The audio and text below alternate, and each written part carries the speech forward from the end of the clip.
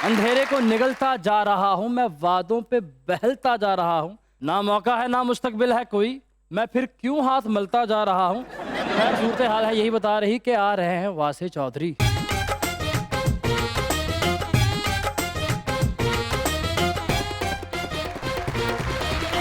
देखती आंखों, सुनते कानों और धड़कते दिलों, आप सबको हमारी तरफ से अस्सलाम वालेकुम। वालेकुम अस्सलाम। क्या हाल चाल है आपके? बिल्कुल ठीक ठाक अल्हम्दुलिल्लाह। आप कैसे हैं? बिल्कुल ठीक ठाक। चादर से लग रहा है कि सर्दियां आ गई हैं अब। अच्छा, हाँ जी सर। क्या मगर आपका स्वेटर भी बड़ा जबरदस्त है आज, मैं देख रहा हूँ सर। थैंक यू सो खास मच। लगता है आपने आज के मौके के लिए निकाला हुआ ये। आज मैंने बड़ी बहस करके ले आया है। अच्छा वो सट्ठा तो कट देंदा ही नहीं सी। नहीं, मगर जो बात है सो है, आज तो बड़े जबरदस्त तैयार हुए हैं आप। क्या बात। और आज रुकमा भी बहुत लगता है मुंतजर है। इसलिए मुंतजर है कि आज जो मेहमान आ रहे हैं हमारी जान है, हमारी शान है, हमारी आन है। बिल्कुल, तो बुलाते हैं फिर आज के मेहमान को। 25 नवंबर को फिल्म रिलीज हो रही है ज़रार, और उस फिल्म की लीड कास्ट जो है उसने हमें ज्वाइन किया हुआ है। फिल्म के हीरो हैं, डायरेक्टर भी हैं, प्रोड्यूसर भी हैं, राइटर भी हैं, लेकिन इस सबसे बढ़ के I think he is one of the biggest superstars of Pakistani cinema that we have seen in the last 75 years, and what I often believe that he is the last of the Mohicans. ये बात मैं किसी वजह से कह रहा हूँ क्योंकि ये जो एक हमारा ट्रेडिशनल पाकिस्तानी सिनेमा का एक आइडियोलॉजी है, उसके अंदर ये आखिरी आदमी है जो कि खड़ा हुआ है और अभी भी उसी आइडियोलॉजी पे खड़े हुए हैं। उसी यकीन के साथ आप सबकी तालियों में द एवरग्रीन सुपरस्टार शान शाहिद।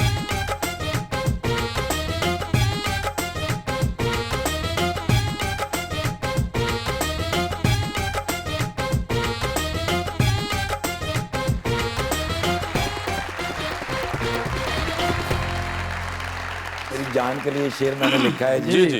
पाकिस्तान के सबसे ज्यादा मन्ने और परवन्ने फिल्मी दुनिया के एक्टर रियाज शाहिद साहब के कर्मा वाले साहबजादे, ऊंची शान के हीरो, आज हमारे घर की शान बढ़ाने आए हैं। हम भी पिया जी इनकी खातर रंग बिरंगी जुगतों के तोहफे अपने अपने दामन में भर के लाए। क्या बात। हर किसी की जुबान पे ये पुकार होगी, होगी। ऑस्कर अवार्ड में ये शुमार होगी। हाय हाय हाय। मौला जट का अगर कोई रिकॉर्ड तोड़ेगी कैसर, वो शान भाई की फिल्म ज़रार होगी। खान साहब, क्या हाल चाल है आपके? बिल्कुल ठीक ठाक जी, बहुत शुक्रिया सबका। सबसे पहले तो मैं ये कहूँगा कि सबका, मुज़ाकरात की टीम का, वासे आपका और आप सबका इतना शुक्रिया मैं अदा करना चाहता हूँ। मैं आपका प्रोग्राम देखता हूँ, I really love it. I think it's one of the best television shows that I have seen. और जो इज़्ज़त, जो प्यार, जो आपने कलमात मेरे बारे में कहे, मैं I am very humbled bye them कि मुझे इतनी इज़्ज़त और इतना प्यार पाकिस्तान में मिलता है। और बहुत खुशी होती है जब हम लोग इकट्ठे होते हैं, बिकॉज जिसने आपने कहा कि I am the last standing person, तो मुझे लगा कि पाकिस्तान फिल्म इंडस्ट्री के के अलावा जो एक कल्चरल बॉर्डर है पाकिस्तान का, उस पे अकेला ही मैं लड़ता रहता हूँ अपनी जंग। आप जैसे लोग साथ हो, आप जैसा साथ हो मेरे साथ, तो I think we can do wonders. क्या बात। मगर आपसे एक हमें गिला है कि आप हमारे पास आज पहली दफा क्यों आए? हम इतने सालों में आपको ढूंढ ढूंढ के पागल हो गए, लेकिन आप कभी आए नहीं। बस वो चीज़ें जो बहुत करीब रख दी जाए ना, उनको तलाश करना पड़ता है। मुझे लगा कि मैं आपके बहुत करीब हूँ, तो इसलिए मेरी बारी देर में आई। Sir, Zarar long time in the making, first thought क्या था जब आपने ये फिल्म स्टार्ट की थी? देखिए, मुझे लगा कि ग्लोबल मैप पे पाकिस्तान को बहुत बुली किया जाता है। बाकी ਜਿਹੜੇ ਸਾਇਆ ਮੁਲਕ ਨੇ ਸਾਡੇ, ਉਹ ਸਾਰੇ ਸਾਨੂੰ ਬਦਮਾਸ਼ੀ ਕਰਦੇ ਨੇ ਸਾਰੇ। जी जी सर। कोई सानू फैटफ च पा देंदा है, कोई सानू किधरे पा देंदा है। हमारा ध्यान सिर्फ लोकल विलन्स पे है, इंटरनेशनल विलन्स पे नहीं है। हमारे जो बाहर के जो कंस्पिरेसीज और लॉबीज जो हमारे हमसाया मुल्क के लॉबिंग करते हैं बाहर जाके, अभी आपने देखा होगा जो बाइडन साहब ने कहा कि पाकिस्तान के न्यूक्लियर एसेट्स जो हैं वो बहुत ख़तरे में हैं और इट्स नॉट स्टेबल। तो हमने तो ये सब्जेक्ट अपना बहुत पहले लिखा था कि पाकिस्तान को जो जो थ्रेट्स हैं हम उनको लोगों को दिखाएं, वो जंग जो उनको नज़र नहीं आ रही, क्योंकि हमारे जहन में, हमारे लोगों के जहन में होता है कि जंग जो है वो जंगी जहाज़ और टैंक जा रहे हो तो जंग है। उसके अलावा आजकल 5th जनरेशन वॉरफेयर में बहुत कुछ हो रहा है, बहुत कुछ मीडिया वॉरफेयर है, फेक नैरेटिव वॉरफेयर है। तो ज़रार के बारे में भी जब मैंने स्क्रिप्ट स्टार्ट किया तो मुझे लगा कि पाकिस्तान के इतने नैरेटिव हैं जो हम दिखा सकते हैं अपने लोगों को एक कमर्शियल फिल्म के अंदर रैप अप करके, लाइक पैनाडोल की गोली लेकिन शुगर कोटेड। सो मुझे लगा कि बहुत ज़रूरी है कि हम इस तरफ लेके आएँ, बिकॉज बहुत डिवाइड हो गया वहाँ से। हमने पाकिस्तान के एक झंडे के अलावा हमने अपने बहुत से झंडे बना लिए, अपने ओपिनियंस के, अपनी पॉलिटिकल पार्टीज़ के, अपनी फेवरेट चीज़ों के। उससे मुझे लगता है कि दरारें बहुत पड़ गई हैं और बहुत नुमायाँ पड़ गई हैं।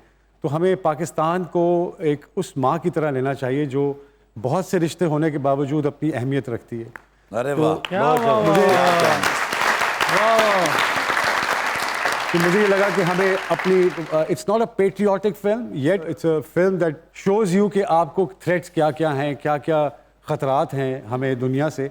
तो इसके ऊपर मैंने ज़रार को डिज़ाइन करना शुरू किया। और जहाँ तक मौला जट की बात है, मैं बहुत खुश हूँ कि पाकिस्तानी फिल्म इंडस्ट्री में दो काम बड़ी देर बाद हुए हैं।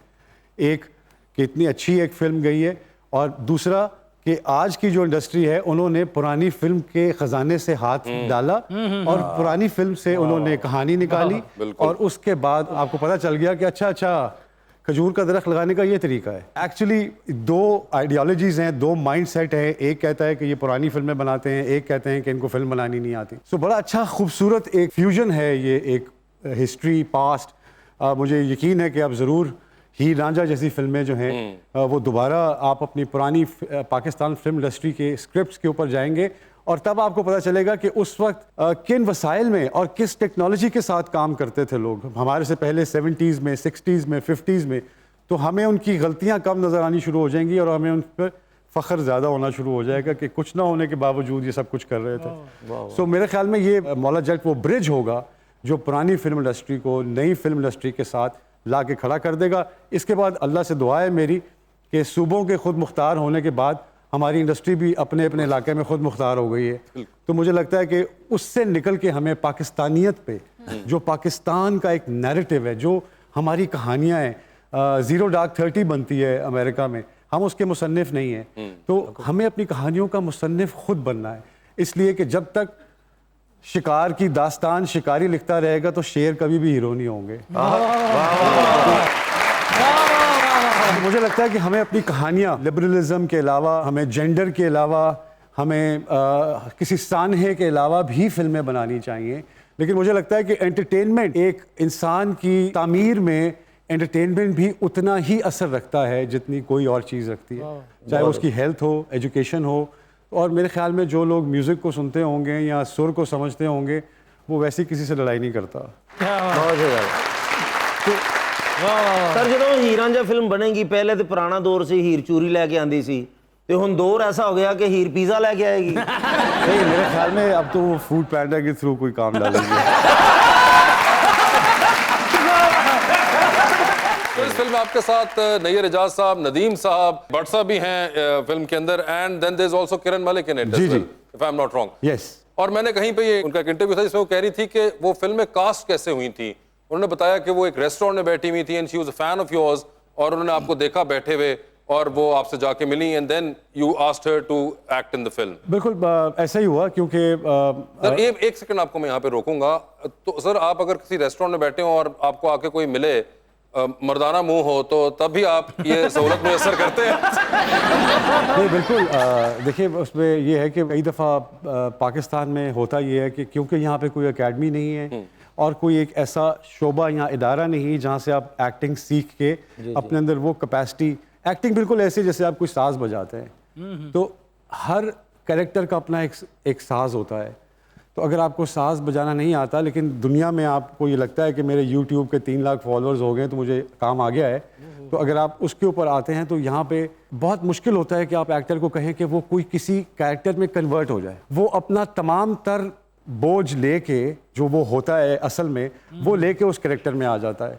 उससे होता ये कि वो कैरेक्टर भी नहीं रहता और वो कैरेक्टर भी नहीं रहता है। तो मुझे लगता है कि पाकिस्तान में अगर आप एज ए डायरेक्टर, मैं ये फील करता हूँ कि आपको दुनिया में जो कैरेक्टर्स नज़र आते हैं वो आप नेशनल ज्योग्राफिक की तरह उनके ऊपर कैमरा रख दें, जो वो कर रहे हैं वो ठीक है, उनको उनके कैरेक्टर को आप फिल्म में लेके आते हैं, ना कि उनको आप ये कहें कि आप कन्वर्ट हो जाएं। सो प्रोफेशनल एक्टर्स में कैपेसिटी होती है कि वो अपने आप को कन्वर्ट कर सकते हैं।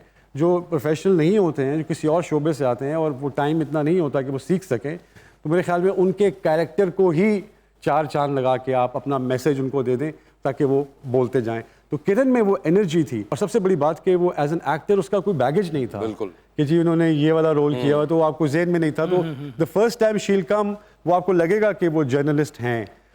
तो वो जर्नलिस्ट भी बड़ा एक, क्योंकि मुझे लगा कि एक बहुत अहम जुज़्व है पाकिस्तान में, ताकत और आवाम के दरमियान एक पुल होता है जिसे आप सहाफ़त कहते हैं। शान साहब, अगर मैं कास्ट होना ਤੁਹਾਡੀ ਅਗਲੀ ਫਿਲਮ 'ਚ मैं रेस्टोरेंट आवां कि घर आवां ਤੁਹਾਡੇ? खान साहब ये गल दसना चाह रहे हैं कि मेरी जान ने भाई ने मेरे। बिल्कुल, और एक तरह से देखा जाए तो हसनैन साहब हमारे एक फिल्म के डायरेक्टर थे, वो मेरे बड़े भाइयों की तरह हैं, तो ये मेरे एक तरह से बहनोई भी हुए। बिल्कुल। और सर वाहद शान साहब कभी फिल्मां 'ਚ भी डांस नहीं किया। वाहद एक मेरी शादी सी जिते शान साहब ने डांस भी किया है। मैं अगली फिल्म में जे उन्होंने को काम कराना है ताड़ी फिर मेहंदी रख ला।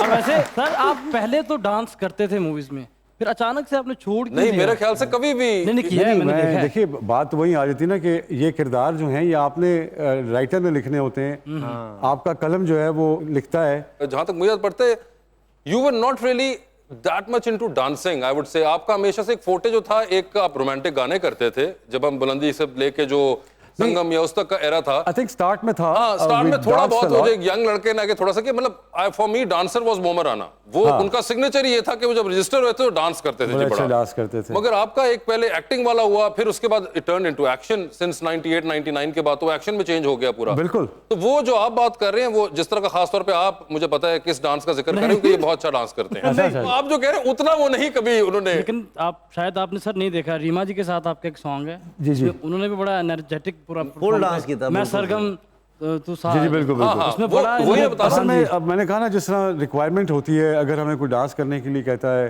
तो डांस कर लेते हैं। एक्टर की अपनी कोई डेफिनेशन होती नहीं है, उसने उस रंग को एब्जॉर्ब करना होता है। क्या बात। तो ये डायरेक्टर और राइटर जो होते हैं वो बैठते हुए लिखते हैं जब किरदार को, उनको चाहिए कि वो ऐसी फिल्में लिखें या बनाएं, क्योंकि देखिए नाच तो आप किसी भी उम्र में सकते हैं, बात अच्छी होनी चाहिए।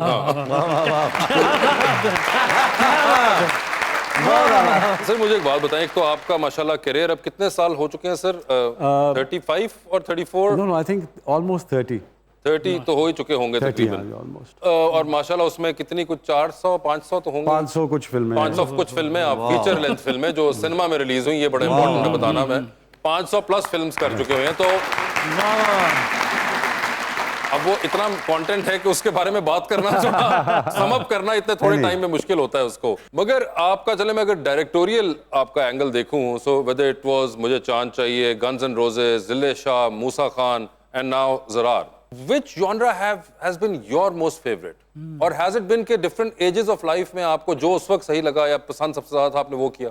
आई थिंक कमर्शियल मीडियम एक बहुत इंपॉर्टेंट मीडियम है जो आपको एंटरटेन करता है। एज अ डायरेक्टर जब भी मैं फिल्म प्लान करता हूँ, मेरे जहन में एक कमर्शियल उसका एंगल ज़रूर होता है। उसका म्यूज़िक बहुत इंपॉर्टेंट फैक्टर होता है मेरे लिए। उस वक्त की कास्ट जो है वो उसको रखा जाता है। और मुझे लगता है कि अब आवाम मुझे किस रोल में देखना चाहेगी। अभी मैंने एक एक्शन फिल्म की है, तो अब शायद वो रोमांटिक में देखना चाहे। मेरी ज़िंदगी में कभी वो दिन नहीं हुआ कि मैं कहूँ कि मैं काश वो रोल कर सकूँ। मेरे लिए कोई रोल भी जो है उसकी तमाम तर लवाजमात के साथ और उसको एक पूरा ओन करके, मुझे होता है कि अब एक एक्शन आनी चाहिए फिल्म, अब एक रोमांटिक आनी चाहिए। अब मेरे ख्याल में लोग इस रोल में देखना चाह रहे हैं, क्योंकि होता ये कि इस दौर में आके, क्योंकि माशाल्लाह हमारे दौर में सारे प्रोड्यूसर हीरो नहीं हुआ करते थे, आज के दौर में सारे हीरो प्रोड्यूसर हैं। तो मेरे ख्याल में उसमें, क्योंकि उनका वो खुद एक्टर हैं, तो इसलिए उनके पास जगह नहीं होती कोई और कैरेक्टर को लाने के लिए। हालांकि उनको ये समझना ज़रूरी है कि हर बेहतर एक्टर के साथ आप खुद बेहतर होते हैं, आपको अपनी कमज़ोरियों का पता चलता है। हमारे यहाँ प्रॉब्लम ये है कि हम अपनी ताकत को साफ करते रहते हैं, हमें अपनी कमज़ोरियों को साफ करना चाहिए। पहले इनकार बहुत करता है, फिर वो गुफ्तार बहुत करता है, वो बिना इल्म ही सियासत पर बहसो तकरार बहुत करता है, माली हालत बताने लग जाए तो वो बेजार बहुत करता है। हाय हाय आ